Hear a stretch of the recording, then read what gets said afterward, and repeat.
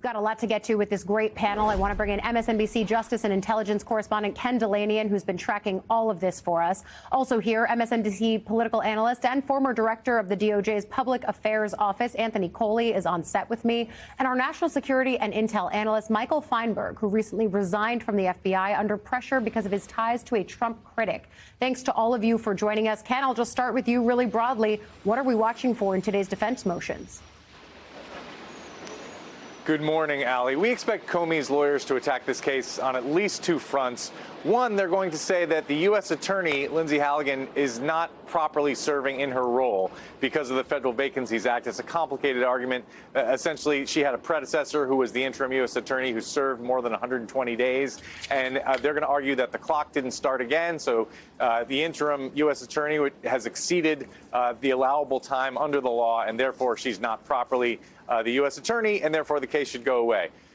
The more interesting motion, perhaps, is going to be the way they attack this case on the grounds of selective or vindictive prosecution. And that will just be the opening salvo in that effort, because in order to make that case, they're going to need to get a lot of discovery. They're going to be asking for all the records in this case, all the messages to and from the White House and the U.S. Attorney's Office, all the internal Justice Department communications, to be able to make the case that this prosecution is mainly happening because Donald Trump wants to punish James Comey. Allie. I want to come back on the discovery front because I think there's potentially some threads there that folks might look ahead to with intrigue. But Anthony, first to you, how do you expect the judge to approach these requests? And honestly, how soon could we get a decision?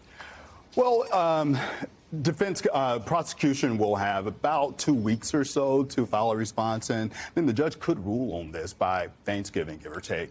But big picture, Ali, the reason we are in this moment is because of what the president has said, right? Mm-hmm. Presidential words matter. They carry weight. They move markets.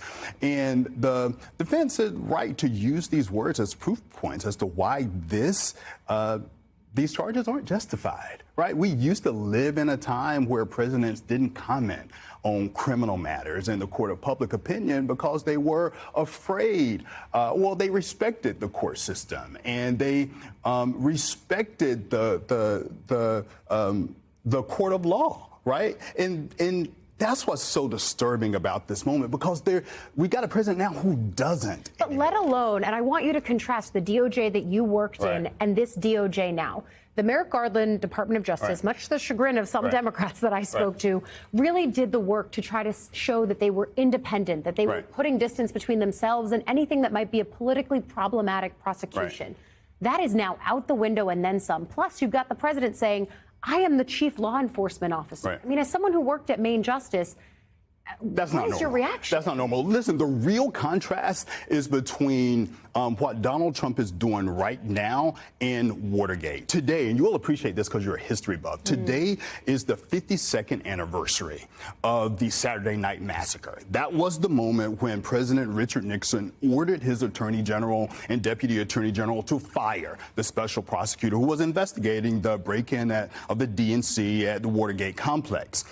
Those two individuals, they refused and they resigned. Contrast that to what's happening right now, right? You had career prosecutors in this case who followed the facts and the law. And what the DOJ says, these kind of post-Watergate norms, is you don't bring a case unless there is enough evidence to obtain and sustain a conviction. The Trump-appointed U.S. attorney running that office agreed with the prosecutor. Donald Trump fired that guy, and he put in place Lindsay Halligan, right? And so we're in a moment now that's actually worse than Watergate, in my opinion, because the president is putting people in place who are ignoring the facts, who are working around the law, and are putting people in place to enact his political agenda. Well, I do think on the Lindsay Halligan thread, it's going to end up being important here, Michael, for a number of reasons. Ken, of course, outlined the way that Comey's own team might try to argue that she was unlawfully appointed. That could have key ripple effects, not just here, but for other acting attorneys as well, right? I'm thinking for New Jersey, for example.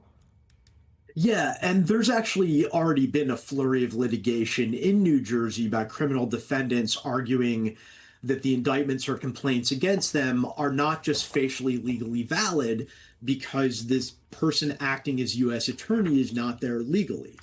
And, you know, it's interesting to note when Ken pointed out that there are a number of potential legal restrictions on Halligan serving as U.S. attorney, one of the primary documents outlining why that is the case is actually a Department of Justice memorandum that was written by none other than now Justice Samuel Alito. So if this does go to the Supreme Court, it's going to be very interesting to see whether the majority, which is usually very inclined to agree with an incredibly expansive use of executive authority by this administration, is willing to submit to the very doctrines it created itself decades ago. It's a very interesting paradox for us to potentially be driving toward here. As we're considering Lindsay Halligan's role, Ken, it's also important for us to look on the other side in the ways that the Department of Justice itself might try to get Comey's lawyer ousted. Explain the way that they're trying to say that there's a conflict of interest here. And frankly, their argument ignores the fact that Comey himself would get to waive that and obviously has. Of course, Ellie. Yeah, they're going to argue that Patrick Fitzgerald, James Comey's lawyer, was involved in an episode where Comey wrote memos about his conversations with Donald Trump and disclosed those memos to his lawyers at the time, which included Patrick Fitzgerald. And the FBI later came back and said that some of that material was classified and asked Pat Fitzgerald to give some of it back, which he did.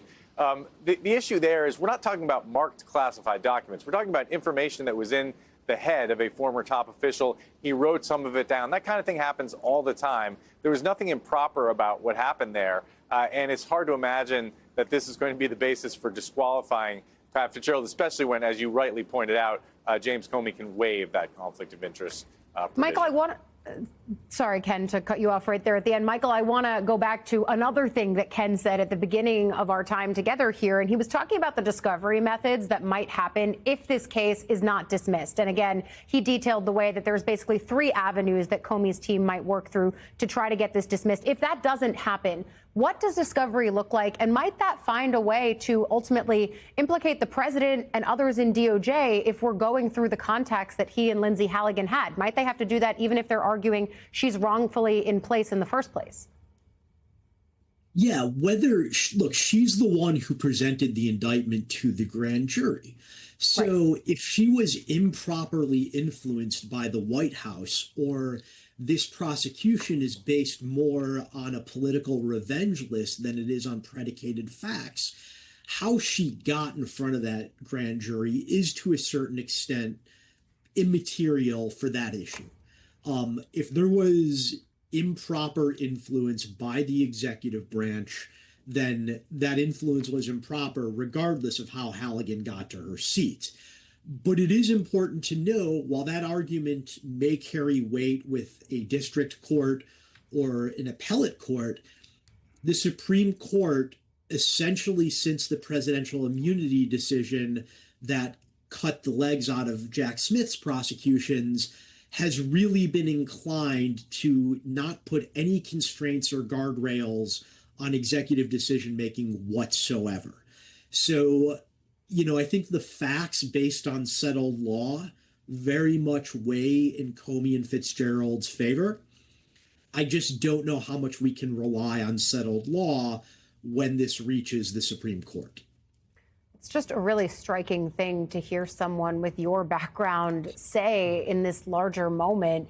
I think, Ken, when you talk about the facts of this case, the way that other prosecutors, including the previous person who was in Lindsay Halligan's role, and then Eric Siebert ultimately asked to resign or quitting himself because he didn't think there was enough there to bring these charges in the first place, that sets the backdrop. But then you've got reporting about 2 more prosecutors in this same Eastern District of Virginia who were just laid off. What do we know about that?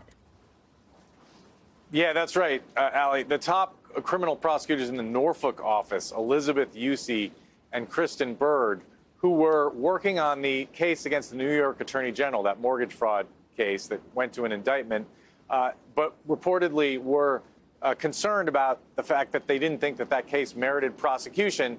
They were fired on Friday, summarily fired by Lindsay Halligan.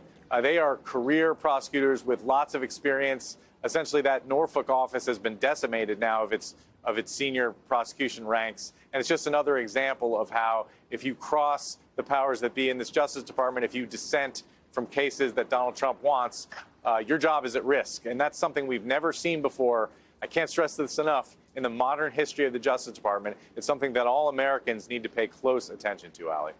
You're nodding your head. I am. There are really, Ali, and I have a piece today on MSNBC.com about this. There are really two types of federal prosecutors, right? You've got the prosecutors who follow the facts and the law and adhere to the rule of law. That's just a fancy way of saying keeping like cases alike, and then those who don't. And so what Trump is doing, to Ken's point, he's created this patchwork of U.S. attorneys, many in acting capacities in New Jersey, in the Western District of New York, in the Eastern District of Virginia, to do exactly that. Now, their goal necessarily is to not secure a win against Comey and James and others. I think Trump would like a win in the court of law, but Trump really, I think he is focused on the process. The process itself. And the court of public opinion. Is the punishment. Yes, in the court of public opinion, right? It takes money to defend yourself against the weight of the force of the U.S. Justice Department. It takes an emotional toll. And I also think he wants to send a very clear message to people inside government and outside government. If you defy me, even if the facts and the law are on your side, you better have some deep pockets and you better gird yourself, because I don't tolerate dissent. I'm going to come out. If a judge has to look a former president in the eye and say, "Shut your mouth," that's not drama. That's a line in the fan. That's the sound of the rule of law reminding raw power it doesn't get to bark orders in a courtroom. And tonight, that energy is exactly what's colliding with Donald Trump's habit of treating justice like a PR stunt. Here's the core of it. James Comey's defense is filing motions that go right at the heart of how this case was built. They're arguing the acting U.S. attorney, Lindsay Halligan, wasn't lawfully in that role under the Federal Vacancies Reform Act, a technical fight with huge stakes. And they're pressing something bigger, selective, even vindictive prosecution. To prove that, they'll seek discovery, emails, messages, internal DOJ communications, anything that shows political orders flowing into prosecutorial decisions. If a judge allows that, we're not just talking about Comey's case. We're talking about exposing the wiring behind the whole machine. And the machine looks ugly. We've watched a president publicly insist he's the nation's chief law enforcement officer. We've seen comparisons to Watergate become more than history class. Today is the anniversary of the Saturday Night Massacre, when Nixon tried to kill an investigation by firing the people who protected it. Back then, honorable officials resigned rather than break the law. Today, we're staring at a patchwork of hand-picked acting U.S. attorneys and career prosecutors suddenly resigning or getting pushed out when they won't play politics. 2 senior prosecutors in Norfolk summarily fired. Message sent. This isn't just a personnel chart. It's a strategy of fear. Make the process the punishment. Drain your opponent's time, money, and spirit. Tell government workers and watchdogs, cross me and I will turn the state against you. And while some justices in recent rulings have embraced a sweeping, untouchable executive, the paradox is brutal. The same doctrines that inflated presidential power could now be asked to bless the appointment mess that may have broken the law to begin with. So yes, imagine a judge saying enough, because courts have rules. Facts matter. Discovery cuts through spin. If the White House's fingerprints are on prosecutorial choices, if the timeline shows firings and appointments lining up with political demands, then this isn't rough and tumble politics. It's corruption in plain sight. And if Halligan's appointment is unlawful, that's not a typo. That's the foundation cracking. The moral truth here is simple. Democracy runs on accountability, not intimidation. A president who treats prosecutions like weapons is confessing a fear of the truth. A justice system that bows to that power stops being justice at all. So let the motions be heard. Let the emails be pulled. Let the sunlight in. If a courtroom must be the place where a powerful man finally hears no, then say it clearly. Because in America, the law doesn't whisper to presidents. It speaks for the people, and when necessary, it raises its voice.